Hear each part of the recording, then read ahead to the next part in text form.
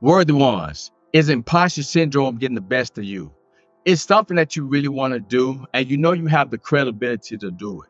You have the background, you have the experience, but you feel like an imposter. You feel like if I step out and do this, people are going to see me as a fraud. But there's no reason for you to even think this because you have the credibility, you have the background, you have the skills, but the imposter syndrome is keeping you from taking action.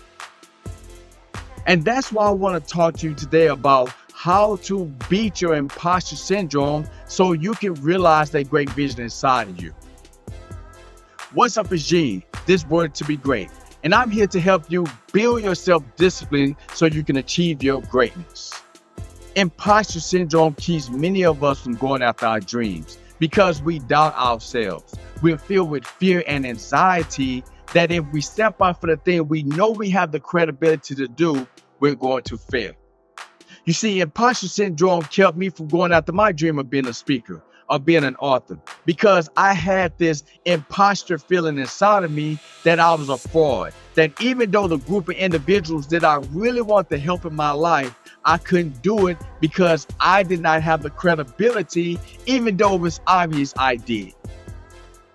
Several years ago, I went to this coffee shop to meet this man, and he was doing work in these juvenile detention centers. Now, the reason I was meeting him is because a lady that I know hooked us up and told us about each other. When I got to the coffee shop, the guy asked me about my background, what I've accomplished, how I grew up. And at the end of that conversation, he looked at me and said, "Man, listen, you will be great to come speak to the guys in the juvenile detention center. So what I would like to do is set up a day that you can come speak to them. We have about 100 of them in there right now, and they will really benefit from your story." Now I looked at the guy and I said to him, "You know what? I would like to do that. Let me think more about it." And the reason I said this is because I was filled with imposter syndrome. Even though this man believed in me, he believed in my story, he saw my credibility, I was doubting myself because I started thinking to myself, I'm an imposter. I don't really have these things. I didn't accomplish the things I told him, even though the fact was I had did everything that I told him I had done in my life. So over the next 2 weeks, the imposter syndrome was telling me, "Gene, you can't go speak to those kids in that juvenile detention center, even though most of them grew up like you in the hood without a father. Gene, if you stand in front of those kids in that juvenile detention center, you're going to make a fool out of yourself. They're not going to listen to you. They're not going to accept you." And the imposter syndrome was going around and around in my mind. And the more I allowed it to take a hold of me, the more I started to doubt myself. But then I said to myself, you know what? This doesn't make any sense. I realized I was thinking emotionally instead of logically.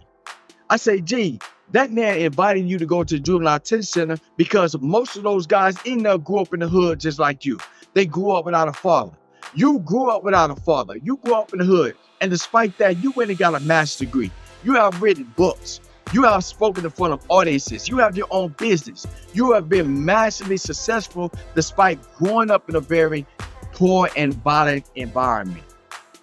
So I said to myself, you know what? If anybody has the credibility to speak in front of those guys, it's you. You see, what I had to stop doing is what you will have to do if you want to beat your imposter syndrome. You have to stop thinking emotionally and start thinking logically. See, some of y'all out there, you probably have a great opportunity. You just graduate from college and you have an opportunity to have an interview to start your career. Maybe it's a major corporation you always want to work for, and you know you've got the knowledge. You know you've done everything you're supposed to do to graduate from college. Your day is coming up, and now you have this opportunity. But you're thinking about sabotaging the opportunity because the imposter syndrome is telling you you're not really smart. The imposter syndrome is telling you you didn't really put that work forth to graduate from college. And because of these negative thoughts, you have an anxiety, you have an fear. And now you're thinking emotionally instead of logically. So I want to encourage you to sit down and write down all the logical reasons why you have the credibility to go to that job interview. You see, when we start thinking about things from a logical perspective, we can see the fact that this imposter syndrome is all phony. It's all fake. It's not real. And it could be whether you graduate from college, you just graduate from high school, trying to get to college, or you're in a job, you're trying to switch over to a higher position or take on another corporation or get a job in another corporation that you know you have the credibility, the knowledge, and the skills to be successful in. So I want to encourage you, whatever it is you're doing, to stop thinking emotionally and start thinking logically. You see, that's what I did. I said, you know what? I am going to take this opportunity because I know that I can actually succeed in touching those young men. So the second thing I started doing is I started to envision myself being successful speaking to those teens. I started to envision myself having a positive impact. And every day I got up, the first thing I did, the first 5 minutes when I woke up, is I envisioned myself speaking at Juvenile Detention Center, having the impact this man believed I could. And because I did this every day, I started to believe in myself. See, if you want to beat your imposter syndrome, you have to start envisioning yourself being successful in whatever event that you want to take on in your life. If it's envisioning yourself being a great singer, you have to envision yourself standing on the stage, singing from your heart, singing from your soul, being successful. So when an imposter syndrome tries to tell you you don't have what it takes, then you can start to train your mind to envision yourself having success.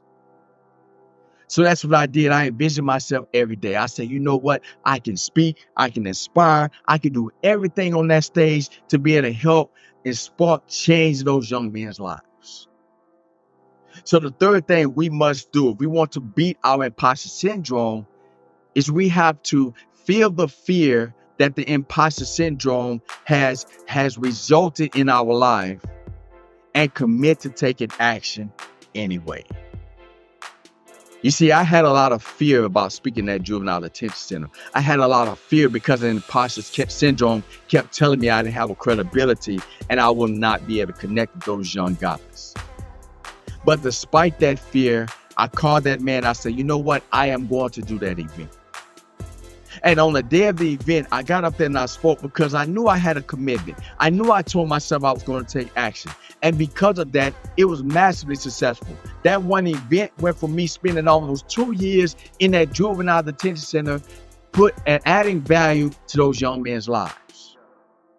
And see, the same thing will happen with you. You have to understand something. If you want to beat your imposter syndrome, you have to commit to taking action despite the fear, despite the anxiety, because what's going to happen is that you're going to realize that you do have what it takes. When you take action, when you're in an event, all that knowledge, all that skill, your background, the credibility that's already built within you will start to flourish, and you will find yourself being successful. You will find yourself confident, and you will realize that the imposter syndrome was not real. You're not the one that's the fraud. The imposter syndrome is a fraud. Those lies that you hear in your mind that you're not going to be able to succeed, that you cannot do this, will all be false, and you will find yourself realizing that great vision in your life. So I want to encourage you to beat your imposter syndrome.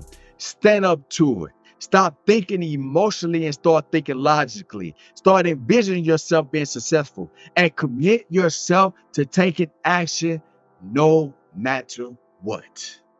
Because you are worthy to be great. If you like this video, I want to ask you to like and share this video. Also, if you're struggling with your self-discipline, I want to encourage you to get a copy of my new book, Worthy to be Great, How to Build Self-Discipline to Achieve Your Greatness. Just click the link below or in my profile and get your copy today.